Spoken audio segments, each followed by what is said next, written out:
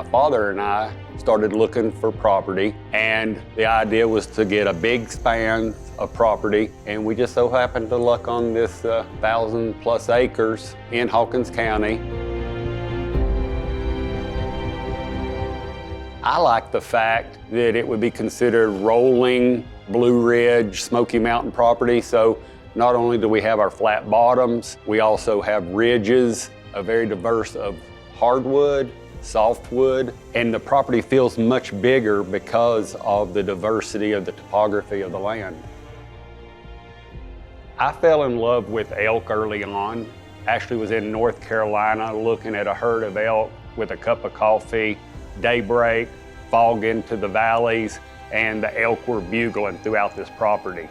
And at that point is when I realized that that's what I wanted to create here. So in 1999, we started with the project, and I think it's 7.5 miles of high fence on the exterior property line around the entire property.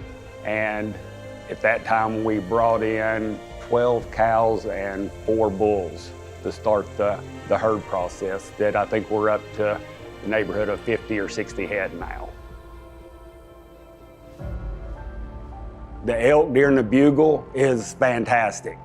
You go out and you hear the lead bulls calling, but then also all the satellites that might be a mile away, you hear them answering to that main bull. And then to watching the herd bull trying to keep his cows, his harem together. And it's fascinating. It's one of our highlights just to go out in the evening and see what's new out there, what has transpired since yesterday that we were here.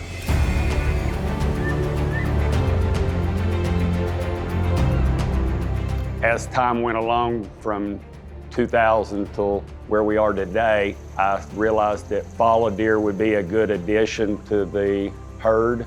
So we have approximately 20, give or take, on the fallow deer. And then just recently, 2 years ago, we brought in axis deer, and they have been a good fit.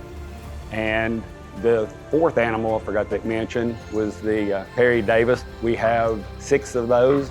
And then, of course, we also have our native species, which would be the eastern turkey, the whitetail, the bear, and then your smaller critters such as the coyotes and the foxes and the grouse.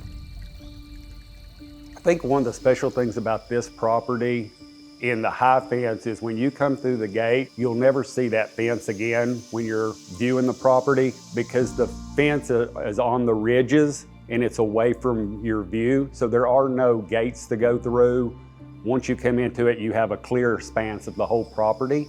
And then because we're in those rolling foothills, we took advantage of the tops of these ridges being hardwood, that we've gone in there and cleared the underbrush, thinned the trees out, and then have gone in and planted grasses in there. Number one, that's good for the elk, the deer species, but also it's a really good area for the strutting zone for the turkey.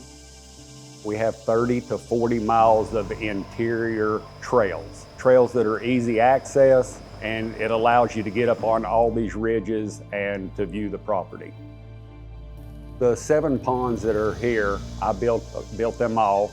I think our deepest pond is 25 feet deep. We have catfish, bass, bluegill, and then your smaller minnows to complete that ecosystem. The water is crucial for the wildlife, in that when you do get into the months of June and July, the elk love to come down and basically get in the water to cool themselves for the day. The Perry Davis, which is an animal that is drawn to the water anyway, they tend to always be at water's edge. Water is essential for life, so I think it completes the overall habitat.